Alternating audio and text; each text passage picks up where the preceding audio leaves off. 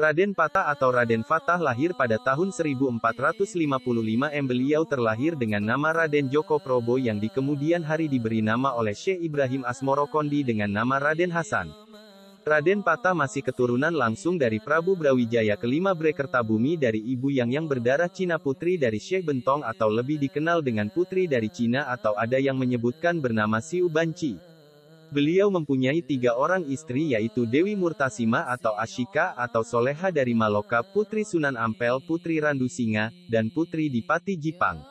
Dan dikaruniai putra-putri yaitu, Raden Suryo atau Pangeran Sabranglor atau Adipati Unus, Raja Demak kedua, Raden Songko atau Pangeran Adipati Anom atau Pangeran Sekar Sedo Lepen, Raden Trenggono, Raden Ayu Kirana atau Ratu Mas Purnamasidi menikah dengan Panembahan Banten, Raden Ayu Wulan atau Ratu Mas Nyowo menikah dengan Panembahan Cirebon, Raden Tangkowo atau Pangeran Kundurawan menjadi Tumenggung di Sumenep, Raden Jaladara, meninggal muda Raden Tejo, Pangeran Pamekasan Madura Raden Alit atau Pangeran Sekar atau Pangeran Ragil, leluhur Ki Ageng Karanglo.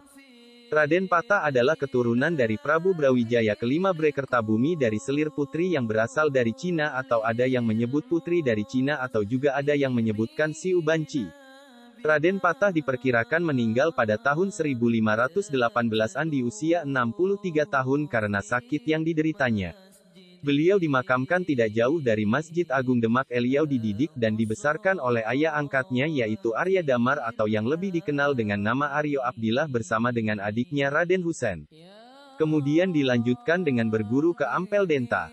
Guru-guru Raden Patah Arya Damar atau Aryo Abdillah Sunan Ampel, anak-anak Raden Patah Raden Suryo atau Pangeran Sabranglor atau Adipati Unus, Raja Demak kedua, Raden Songko atau Pangeran Adipati Anom atau Pangeran Sekar Sedo Lepen, Raden Trenggono, Raden Ayu Kirana atau Ratu Mas Purnamasidi menikah dengan Panembahan Banten, Raden Ayu Wulan atau Ratu Mas Nyowo menikah dengan Panembahan Cirebon, Raden Tangkowo atau Pangeran Kundurawan menjadi Tumenggung di Sumenep, Raden Jaladara, meninggal muda Raden Tejo, Pangeran Pamekasan Madura Raden Alit atau Pangeran Sekar atau Pangeran Ragil, leluhur Ki Ageng Karanglo. Perjalanan masa kecil Raden Patah Prabu Brawijaya kelima Brekertabumi mempunyai beberapa istri, salah satunya adalah putri dari Cina, ada yang menyebutkan bernama Siu Banci.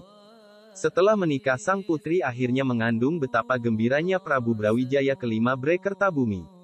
Kehamilan tersebut menimbulkan kecemburuan dari permaisuri yang akhirnya memutuskan untuk memilih antara dia atau putri dari China tersebut. Akhirnya dengan berat hati Prabu Brawijaya kelima Brekertabumi memutuskan putri dari Cina tersebut untuk diasingkan ke daerah Palembang yang waktu itu akan diserahkan kepada putranya Arya Damar. Akhirnya dibawa putri dari Cina tersebut ke daerah Palembang. Dan Arya Damar diberi izin untuk menikahi putri dari Cina tersebut setelah sang putri melahirkan. Setelah menetap di Palembang, akhirnya pada tahun 1455 putri dari Cina melahirkan dan diberi nama Raden Djoko Probo yang di kemudian hari diberi nama oleh Syekh Ibrahim Asmorokondi dengan nama Raden Hasan sewaktu melakukan dakwah di daerah Palembang dan mengislamkan Raden Arya Damar atau yang lebih dikenal dengan nama Aryo Abdillah. Raden Hasan dididik dan dibimbing oleh ayah angkatnya Aryo Abdillah. Selain mempelajari ilmu kanuragan, beliau juga dituntut untuk mempelajari agama Islam dan menjadi seorang ulama Islam. Sementara hasil perkawinan Aryo Abdillah dengan putri Cina tersebut lahir seorang bayi laki-laki juga yang diberi nama Raden Husein, adik Raden Hasan lain bapak. Raden Hasan dan Raden Husein dianjurkan oleh Patih Saputalang Arya Palembang untuk meningkatkan ilmu pengetahuan dan agama Islam di Pulau Jawa. Waktu itu Raden Hasan baru berusia 11 tahun, sesuai cerita yang tertulis di Babat Demak. Dikisahkan Raden Hasan dan Raden Husein menyeberang dari Pulau Sumatera ke Pulau Jawa serta singgah di Cirebon kediaman Pangeran Modang. Kemudian keduanya sengaja melanjutkan perjalanan lewat darat menuju Jawa dengan maksud menambah pengalaman. Sampai suatu saat, keduanya melewati hutan belantara di daerah Pala. Mereka bertemu dengan kawanan penyamun yang dikepalai oleh Siwana kakak beradik. Terjadilah perkelahian antara kawanan penyamun dengan rombongan Raden Hasan. Siwana kembar memiliki kesaktian yang sulit dikalahkan. Bila mana adiknya mati, kakaknya melangkahi mayat adiknya, maka adiknya akan hidup lagi dan lukanya sembuh seketika. Demikian sebaliknya, bila kakaknya mati terkena senjata, adiknya melangkahi kakaknya, maka kakaknya akan sembuh dari luka dan hidup lagi. Raden Hasan merasa kesulitan mengalahkan kesaktian perampok itu. Di saat Raden Hasan terpojok karena diserang dari kanan dan kiri oleh dua perampok itu, beliau segera menunduk sujud sambil bertasbih. Kepasrahan Raden Hasan membuahkan hasil. Senjata gada milik kakak kembar yang bernama Gada Wirasi menghantam adiknya sendiri dan seketika itu, adiknya yang bernama Pagar Ruyung mati terlentang dengan kepala pecah berlumuran darah. Gada Wirasi melangkahi mayat adiknya dengan harapan lukanya sembuh seketika dan dapat hidup lagi. Tapi ternyata adiknya Pagar Ruyung tidak hidup lagi. Gada Wirasi berulang-ulang melangkahi mayat adiknya, namun tetap juga tidak ada tanda-tanda adiknya akan hidup lagi. Akhirnya sang kakak menangisi kematian adiknya dan ia akan bunuh diri menebus kesalahannya membunuh adiknya tanpa sengaja itu. Secepat kilat Raden Hasan mencegah upaya Gada Wirasi untuk tidak bunuh diri. Dengan sigap senjata Gada Wirasi direbut dan menasehati untuk menebus dosanya dengan bertobat dan berbuat kebajikan dengan sesama manusia. Dengan pertolongan Allah SWT, pertarungan berakhir dengan kemenangan Raden Hasan menang orang Ngasorake, yang bermakna dengan mengalahkan dan tidak menghina musuhnya. Pemimpin perampok Gada Wirasi, Siwana, takluk dan bertobat akan menggunakan sisa-sisa hidupnya untuk menjadi pengikut Raden Hasan. Raden Hasan terharu setelah mendengar pengakuan Siwana bahwa dirinya merampok bukan untuk kepentingan diri mereka tetapi untuk rakyat yang miskin, akibat krisis ekonomi di daerahnya. Akhirnya Raden Hasan memberikan sebagian besar bekal perjalanannya kepada Siwana untuk dibagikan kepada rakyat yang kelaparan. Seusai menolong rakyat, Siwana beserta keluarganya menjadi pengikut setia Raden Hasan dan menggunakan nama samaran Wanapala karena ia berasal dari daerah hutan pala. Nama Gada Wirasi dirahasiakan. Sampailah juga mereka di Ampel Denta.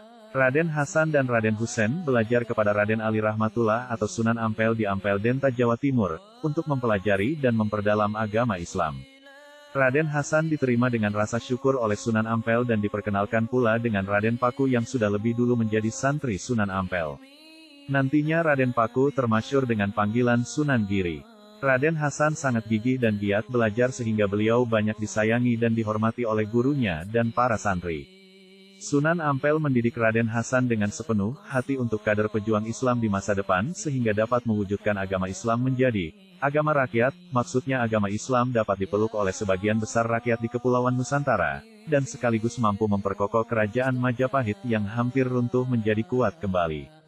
Raden Hasan setelah belajar bertahun-tahun di pesantren Ampel Denta, kemudian menikah dengan Nyi Parawahidah putri Sunan Ampel dari istri yang bernama Nyi Ageng Manila atau Nyai Condrowati atau Nyai Ageng Mulehah, Malehah, Cantik. Ada pula yang memanggilnya Nyai Ageng Maloka. Setelah Brawijaya III wafat pada tahun 1466 M, Pangeran Kertabumi tidak diberi kesempatan untuk menduduki tahta kerajaan Majapahit. Bahkan tahta Majapahit diserahkan kepada Bre Pandan Salas atau Dyah Suraprabowo dengan gelar Sri Singha Wikramawardhana Brawijaya IV. Dalam sebuah prasasti ia disebut sebagai keturunan Raja Gunung Sri Giripati Prasutabupat, yang berkuasa di daerah Jenggala dan Kediri, sebagai orang yang mengalah tapi memegang harkat dan martabat sebagai pewaris dan penerus singgasana Majapahit. Pangeran Kertabumi bingung antara mengalah atau mempertahankan harga diri sebagai pewaris raja.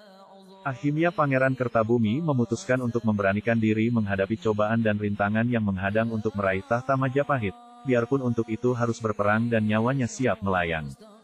Dari putusan itu, diwujudkan dalam Sengkala Memet berupa pintu petir, lawang bledek.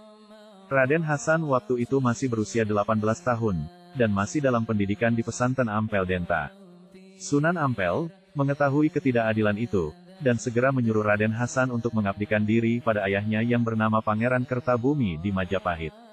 Misi pengabdiannya terutama menegakkan keadilan. Keadilan yang dituntut yaitu memperjuangkan ayahnya agar dapat menjadi Raja Majapahit. Sunan Ampel berpesan dua hal penting pada Raden Hasan sebelum mengabdikan diri kepada Pangeran Kertabumi. Kata Sunan Ampel, ayah kandungmu yang sebenarnya adalah Pangeran Kertabumi, walaupun ayahmu lahiriahnya adalah seorang Hindu, kamu sebagai anak tetap wajib berbakti padanya dan beliau tidak pernah merongrong atau menghalangi perkembangan Islam, maka perlu dihormati dan dibantu merebut tahta kerajaan Majapahit yang merupakan haknya. Pada tahun 1466 M, Raden Hasan mulai mengabdi kepada ayahnya Pangeran Kertabumi ditandai dengan Candra Sengkala, naga Sarpa Wikna Tunggal.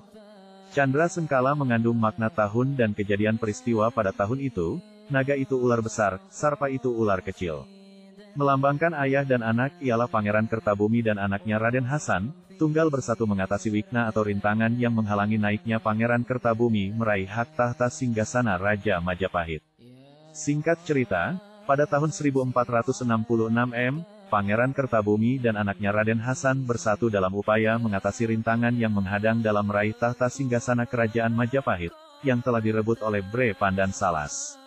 Pangeran Kertabumi senang hatinya setelah melihat kemampuan dari Raden Hasan, ketinggian budi pekertinya, ketajaman batinnya, arif bijaksana serta memahami tata cara dan adat istiadat kerajaan serta berwatak satria. Pangeran Kertabumi sering mengamati kemampuan dan kecerdasan serta ilmu yang dimiliki anaknya selama mengabdi di kerajaan Majapahit. Beliau bangga dan berbesar hati sehingga sering memanggil dengan Jin Bun. Jin Bun berasal dari bahasa Cina Jin dan Bun, yang artinya pemuda harapan atau pemuda potensial. Beliau berharap Raden Hasan nantinya mampu meneruskan tahta kerajaan Majapahit sepeninggalnya. Mulai saat itu orang sering memanggil beliau Senopati Jin Bun. Raden Hasan berhasil membantu ayahnya merebut kekuasaan kembali dari tangan Prabu Pandan Salas selama 2 tahun. Bre Kertabumi dengan dibantu kakak beradik Raden Hasan dan Raden Husein, akhirnya dapat mengusir Prabu Pandan Salas dari kerajaan Majapahit pada tahun 1468 sedangkan Prabu Pandan Salas mengasingkan diri di Daha dan selanjutnya memerintah Kadipaten Keling Kediri. Dalam prasasti yang dibuat Pandan Salas, disebutkan bahwa tahun 1468 ia mengadakan upacara serada untuk memperingati 12 tahun meninggalnya Paduka Batara Ringdahanapura, Bre keluarga Pandan Salas. Ia masih ingin berusaha menguasai kembali Majapahit.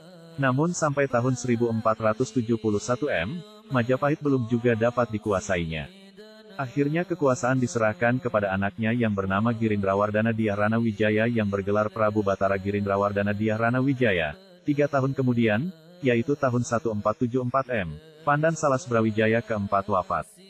Girindrawardana Dyahrana Wijaya memerintah Kediri mulai 1471 1478 Prabu Girindrawardana berusaha mempersatukan kembali seluruh wilayah Majapahit yang sudah terpecah belah dari kekuasaan Prabu Bre Kertabumi Brawijaya V. Mulai saat itu, ia mulai merencanakan merebut tahta kerajaan Majapahit yang dipegang Brawijaya V yang nantinya pada tahun 1478 dapat merebut Majapahit dari tangan Prabu Brawijaya V pada tahun 1468 Ayah Raden Hasan yang bernama Raden Alit atau Pangeran Haryo Ongko Wijaya atau Kertabumi, dinobatkan menjadi Raja Majapahit mengganti Brawijaya IV dan bergelar Prabu Brawijaya V. Keadaan rakyat Majapahit pada waktu itu masih belum aman dan tentram, karena seringnya timbul pemberontakan.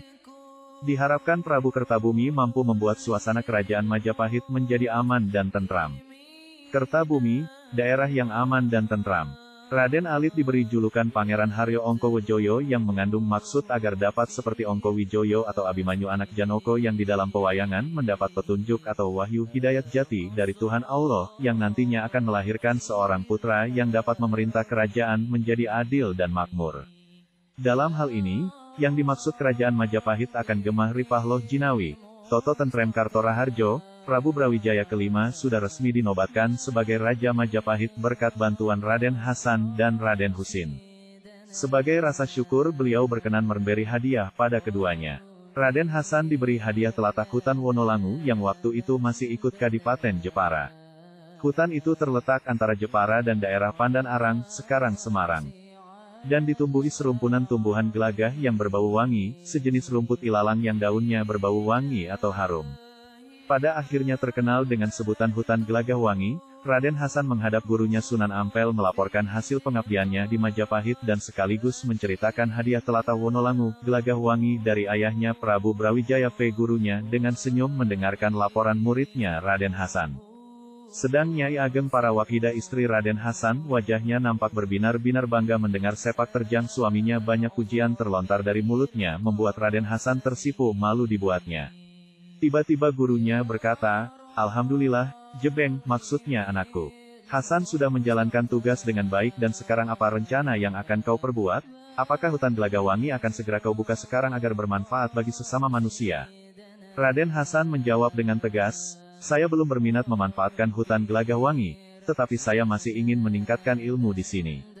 Belum puas rasanya kami menimba ilmu pada guru.